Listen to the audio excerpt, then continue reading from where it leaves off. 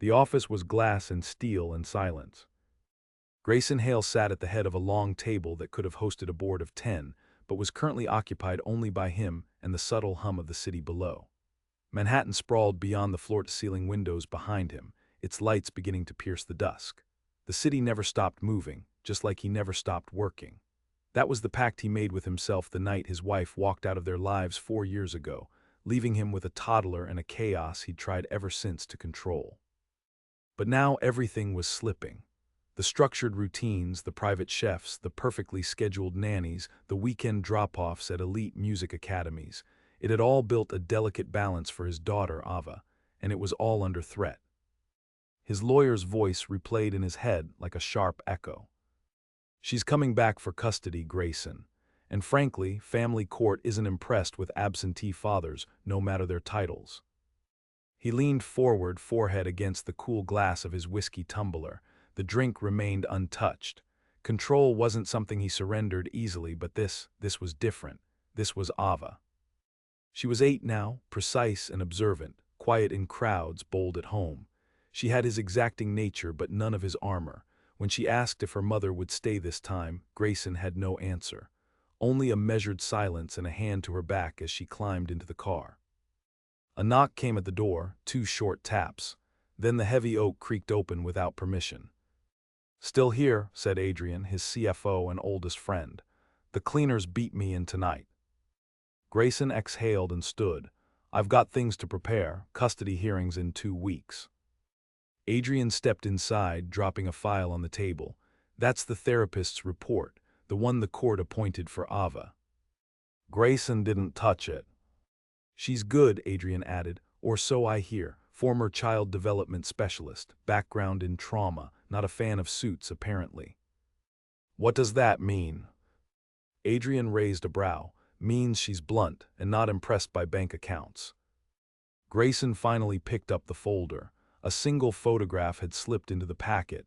He stared down at it. Dr. Eliza Hart. The woman had a posture that implied time was not to be wasted. Short brown curls framed a sharp face, eyes narrowed in a way that suggested she could read the thoughts you hadn't even formed yet. "Fantastic," Grayson muttered. "Just what I need, another professional with a savior complex." "You're not exactly known for being warm," Adrian said, folding his arms. "Might be time to try a new strategy, one that doesn't involve lawyers or brand management." Grayson didn't respond. He was already pulling out his phone. He wasn't going to lose Ava, not to his ex-wife, and certainly not to some woman with a clipboard and a degree in empathy. The first meeting with Dr. Hart took place in a modest brownstone on the Upper West Side. Not in a clinical office, but in a home-like space that smelled faintly of citrus and old wood. There were no glass walls, no marble counters, no pretentious water features humming in the background. Eliza greeted him with no handshake. "Mr. Hale, you're early." "You're late." She blinked once, unbothered. "Ava's session will be 50 minutes. I prefer parents wait outside." "I'll stay." She turned her body slightly, indicating a chair in the waiting room with a firm nod. "Outside, Mr. Hale, I don't make exceptions, even for men who sign checks with gold pens." He stared at her, jaw tight. Then he sat. The door closed. Grayson sat there for the full 50 minutes, silent, no laptop, no calls, just the ticking of a wall clock and the occasional sound of Eliza's voice, calm and low through the door. When Ava emerged, she looked calm, almost lighter. Her eyes met his briefly. "Can we get those strawberry muffins again, Dad? The ones near the park?" It was a small thing, the request, but it gripped his chest harder than any courtroom warning had. They walked out into the cold together, hand in hand. He hadn't said a word to Eliza, not yet, but he would. Because that calm Ava wore, that ease, wasn't his doing, and he didn't like being out of his depth. The second session, Eliza came to him. That was how court-ordered home visits worked, apparently. He'd cleaned everything twice over, not that it helped. The penthouse felt wrong somehow, too curated, too sterile. Ava was in her room, drawing. The nannies were given the day off.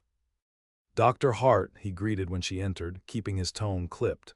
"Would you like coffee?" No. She took in the surroundings like a surgeon assessing a patient, calm but unsparing.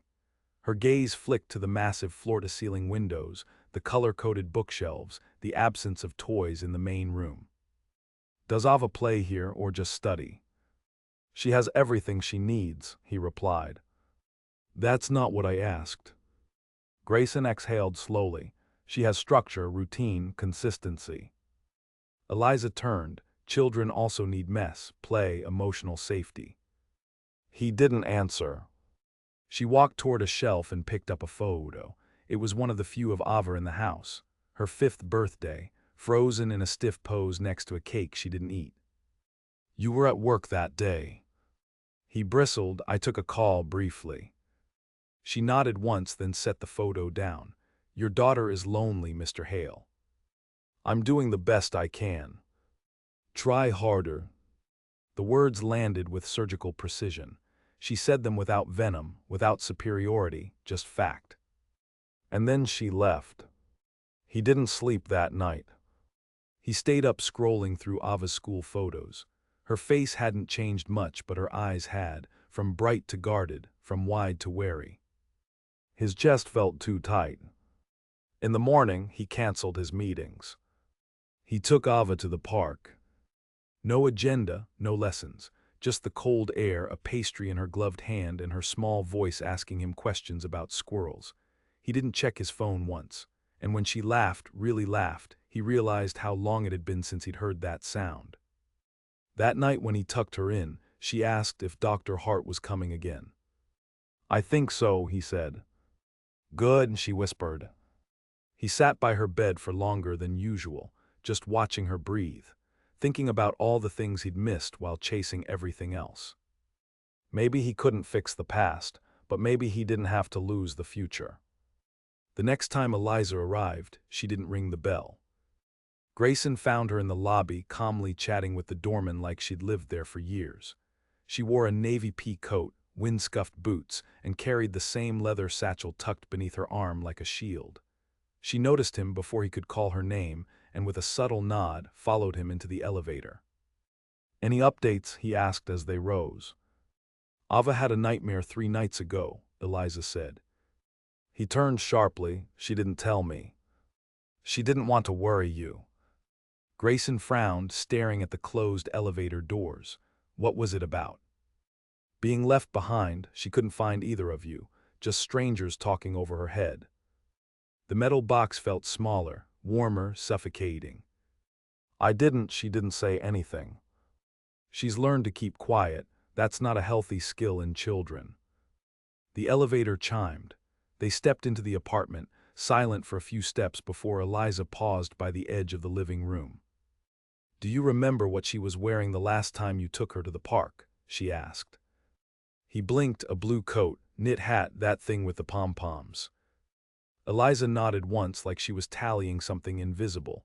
Good, you're trying. That was the first time she acknowledged his effort, but the approval didn't feel like praise, it felt like a checkpoint. Earned, not given. Ava appeared at the hallway arch, her eyes brighter than usual. Hi, Dr. Hart. Hi, Ava, Eliza said, her tone softening. Ready. The girl nodded and took her hand without hesitation. They disappeared into her room, the door clicking shut behind them. Grayson stood alone, staring at that door. He didn't try to listen. He didn't pace.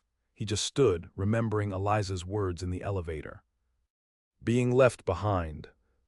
The custody hearing was a week away, and his ex-wife had returned to the city like a gust of wind, demanding unsupervised weekends and resuming her role as if 4 years of absence were a bad dream they could all blink away.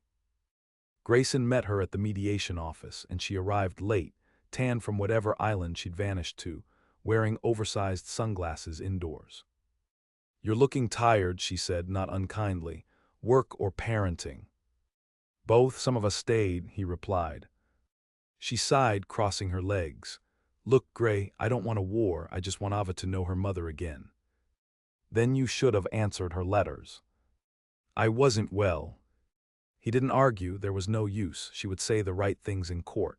She always had a way with charm, but Ava didn't need charm, she needed presence. She's seeing a therapist, he said. Of course she is, his ex replied. She always was a sensitive child. Grayson clenched his jaw. She's not broken, she's just cautious. She's been hurt. The mediator stepped in before things frayed further. But the damage had already settled in his spine, cold and hard. He needed to fight differently. The next session, Eliza didn't come alone. She brought a box. "What's that?" Grayson asked, watching as she knelt in the living room, opening the lid. "Memories," she said. "Ava helped me pick them." Inside were drawings, not the kind she made in art class, but scrawled shapes in strange colors. A rainbow with missing bands, a house with no door. "What are these supposed to be?" Eliza glanced at him, her emotions, her version of the world. Grayson reached for one, a figure holding a child's hand, both facing away from the paper. There were no faces, just outlines. The space around them was shaded in heavy charcoal gray. "She told me this one's her dream," Eliza said. His chest ached. He set the drawing down more carefully than he meant to. "I wasn't always like this," he said quietly. "I believe you. I didn't plan on being distant.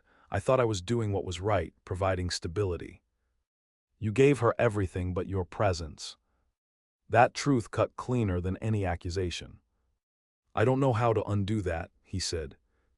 Eliza closed the box. "Then don't try to undo it, start from here." It sounded so simple, but it was. Still, he nodded. And for the first time, she gave him something almost like a smile.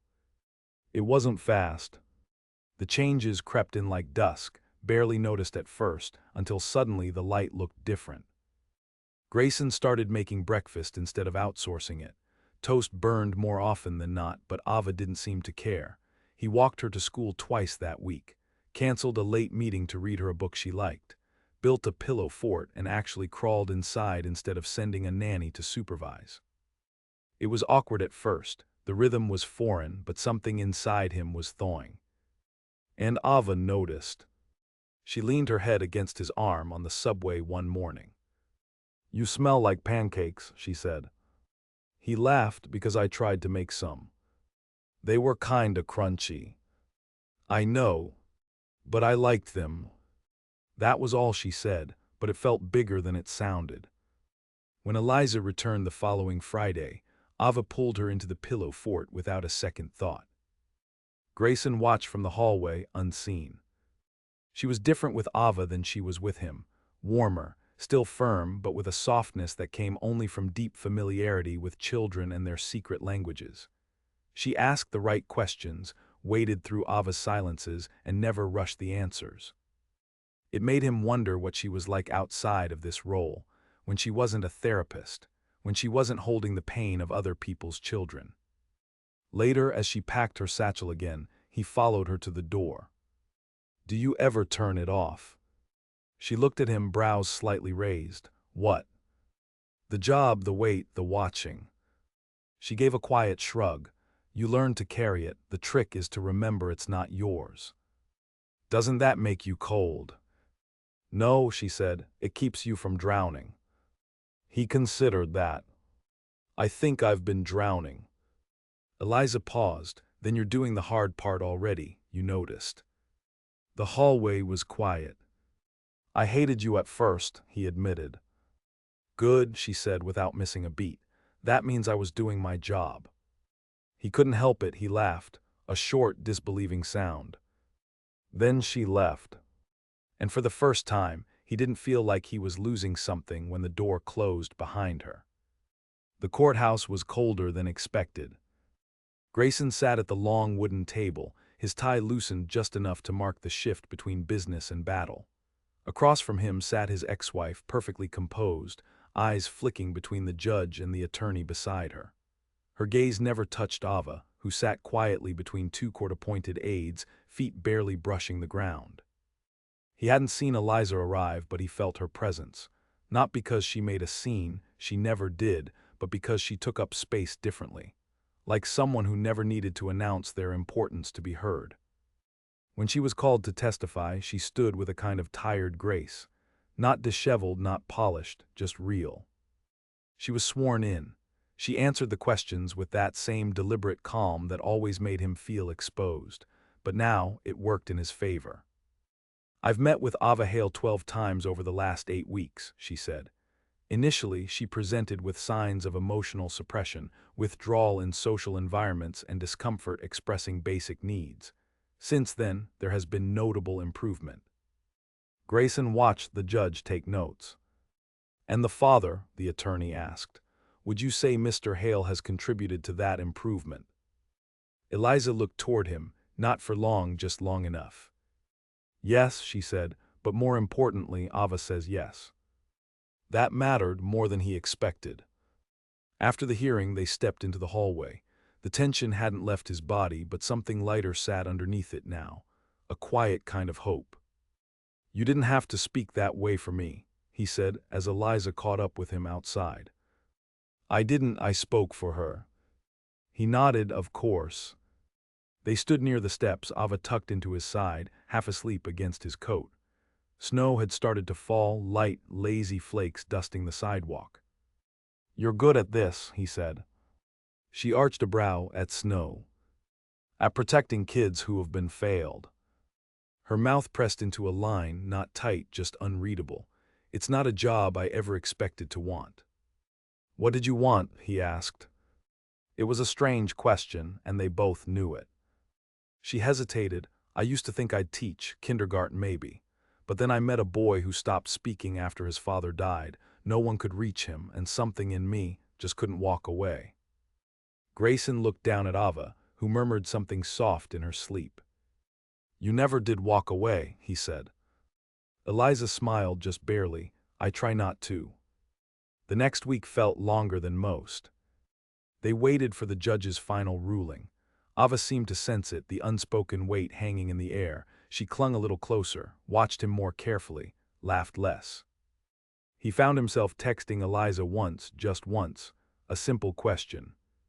"Do kids always know when adults are pretending?" The reply came quickly. "Almost always, but they forgive easier than we do." Friday afternoon, the verdict came. Primary custody remained with Grayson. Shared visitation rights were granted to his ex-wife, with strict supervision for the first 6 months. He stared at the paperwork for a long moment, then folded it and set it down. It should have felt like victory, but all he felt was tired, not defeated, just heavy. He called Eliza, not sure if he was allowed to, not sure if it mattered. She answered on the second ring. "You win," she said. "No one wins in this," he replied. "We just hold on." Silence stretched between them, but it wasn't uncomfortable. "Will you keep seeing her?" he asked. "If Ava wants me to, yes." "I think she does." "Then I will." He swallowed. "Can I ask you something?" "Go ahead." "What happens to people like you, who carry all this pain for everyone else?"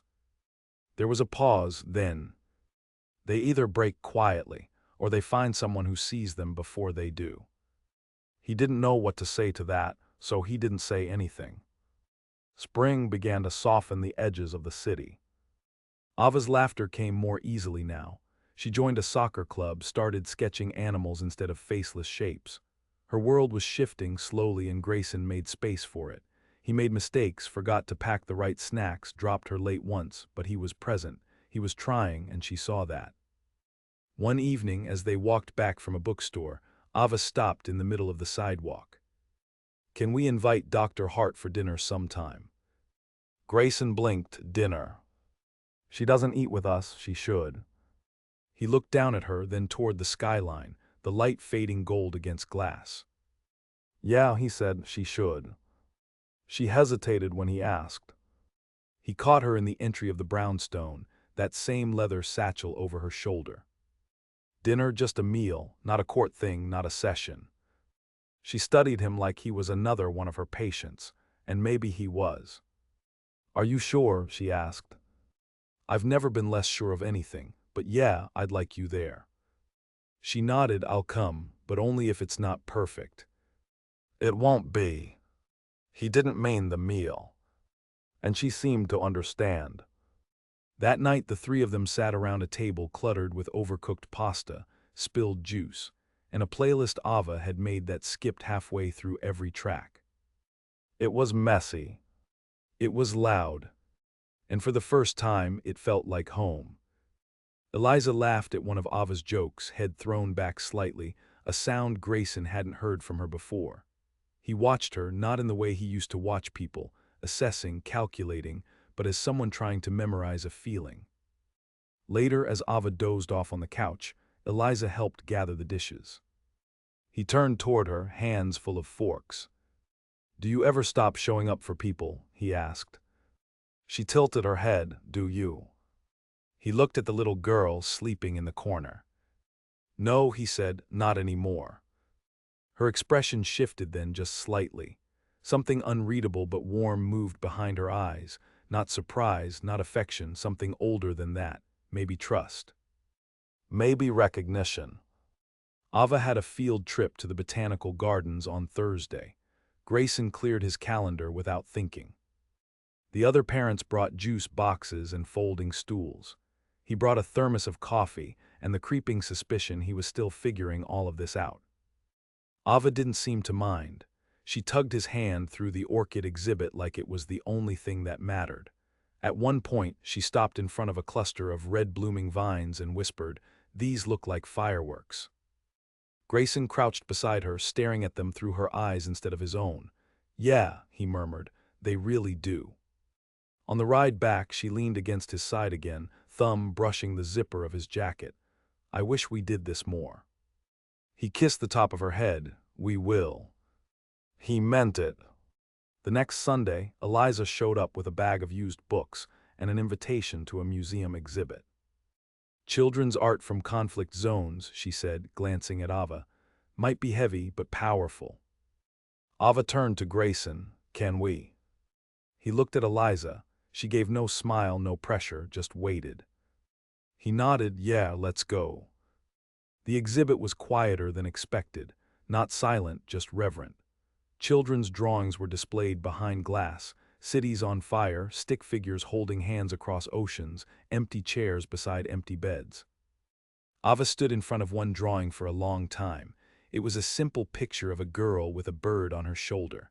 The bird's wings were spread wide, but the girl was crying. "What do you think she's feeling?" Eliza asked. Ava's voice was quiet, hope and scared. Eliza nodded. "You can feel both." Grayson stood a step behind, watching them. There was something unspeakably intimate in how Eliza spoke to his daughter, not possessive, not overbearing, just present, completely and without ego. He wondered what it would have been like if he'd had someone like her when he was younger. If someone had sat next to him when his own father died and said, "You can feel both." That thought stayed with him. Later that week, Eliza declined dinner. Not with a lie, not with avoidance. "I need space," she said. "This is getting blurry." Grayson stood in the hallway outside her brownstone, hands in his coat pockets. "Blurry how?" "I'm not her therapist anymore," she said, "but I was, and I don't know where the line is between you and the work I did for her." He nodded slowly. "I don't want to undo anything good," she added. "You didn't," he said. "You won't." The wind picked up. Eliza didn't move. "You said once that you carry things," he murmured, "that you can't help it." "I still do. I could help you carry it, if you let me." Her eyes softened, but she didn't step closer. "Not yet," she said. And then she closed the door, not harshly, not abruptly, just enough. Grayson didn't push. He focused on Ava. Her drawings grew more colorful, her sleep deeper. She started telling jokes at breakfast, terrible knock-knock things that made juice come out his nose. Once she asked if he'd ever been in love. He blinked. "Where did that come from?" "Someone at school said love makes you weird, but like, a good weird." He chuckled. "Then yeah, I think maybe I have." "Are you now?" He hesitated. "I'm figuring that out." She seemed to accept that, maybe because she understood the value of waiting now. Weeks passed. The court required follow-up interviews. Grayson sat through them with patience, his answers more human this time, less curated. He didn't try to paint himself perfect, he let the flaws show. One of the counselors asked him what changed. He answered without thinking, "I stopped proving and started learning." They wrote that down. It was late April when he saw Eliza again. She was coming out of a bookstore, a stack of journals under one arm. He hadn't planned to be there. He was just walking, thinking, trying not to. She spotted him and slowed. He approached. "No bag today?" he asked, nodding toward the journals. "Different weight," she said.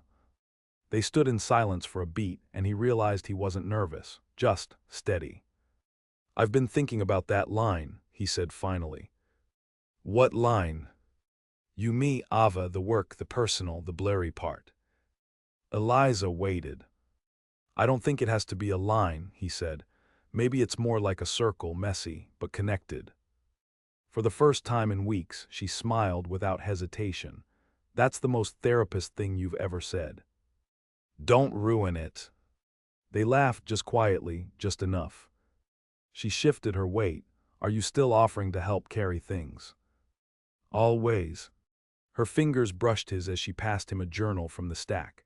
Inside was a sketch Ava's, he realized, of 3 people at a table, one with glasses, one tall, one small and grinning. There were pancakes on the table and the sun had a face. "She drew it for you," Eliza said, "and asked me to keep it until the right time." Grayson closed the journal. "Is now the right time?" he asked. "I think so." They stood there, 2 people who had slowly unlearned their own hardness. And then carefully he took her hand. Summer arrived without fanfare. Just the gradual hum of longer days, softer nights, and the way the city slowed down enough for people to actually notice the way hydrangeas bloomed on stoop steps. Grayson woke earlier now, not because he had to, but because Ava did. She liked mornings, liked sitting at the kitchen island with her sketchpad while the toaster sputtered and music played low in the background. She liked choosing her own outfits, even when they clashed, and she liked how her dad didn't correct her anymore unless she asked. She was 9 now, not in years, but in the stretch of her spirit. In the way she carried herself, more open, less guarded, but the difference was subtle, something only visible to those who'd watched her relearn safety in someone else's arms. On a Wednesday morning, Grayson walked into the kitchen to find Ava humming, still in her socks, sketching something with fierce concentration. "What are you working on?" he asked, dropping a kiss to the top of her head. "Final page," she said. "Final page of what?" She flipped the sketchbook around. It was the journal Eliza had given her, a storybook of their year, one drawing at a time. The final page showed a campfire. 3 figures sat around it. One had curly hair. One was taller and held a marshmallow stick. The third, in the middle, was laughing with her eyes squeezed shut. Ava tapped the girl in the middle. "That's me." He smiled. "I figured." "And this is the trip, right? We're still going." "Packed and ready." "Is she coming?" He hesitated. Ava looked up at him. "She should." He nodded. "Yeah, she should." The cabin was tucked in the Catskills. A quiet rental Eliza had mentioned once during a conversation neither of them had meant to have.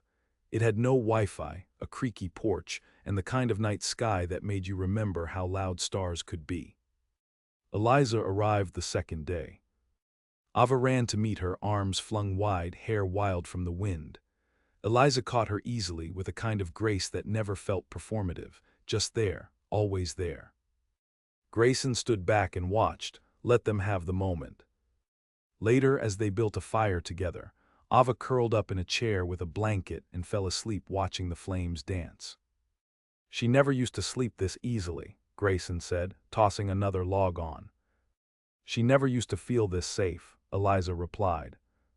They sat side by side, chairs angled toward the heat, toward each other. "This place," Eliza said after a while, "it's not what I imagined your life looked like." "That makes 2 of us." He looked over at her. "You were right, you know, about the beginning, about me. I wasn't trying to be. I know that's what made it hurt." She glanced at him, something gentle in the pull of her mouth. You stopped flinching when I talk. I stopped needing to control the story, he said. She nodded. You started listening. The fire cracked, lifting sparks into the air between them. You carry her so carefully, she said. I'm learning to carry her without turning her into a project. Or a reflection. He winced a little. That one still stings. She smiled, not to wound, but to soften it. You're not the only one who had to learn that. He looked at her then, really looked. She was more than the therapist now, more than the woman who held up a mirror and asked him to look at the parts of himself he'd ignored. She was the only person who hadn't needed him to perform, and the only one who never flinched from the version of him that didn't have all the answers. You stayed, he said, even when you could have walked away. I didn't stay for the version of you who was perfect, she said quietly. I stayed for the one who showed up even when it was hard. He didn't speak, just reached for her hand. This time she didn't pull away.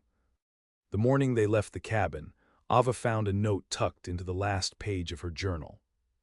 You are brave, not because you pretend, but because you tell the truth with your whole heart. It wasn't signed, but she smiled anyway. On the drive back to the city, she fell asleep in the backseat. Her sketchbook lay open beside her, the campfire page catching the morning light. Grayson drove with one hand on the wheel, the other resting in Eliza. They didn't talk much, they didn't need to. The silence between them had changed. It wasn't absence anymore. It was peace. It was earned. And it was theirs.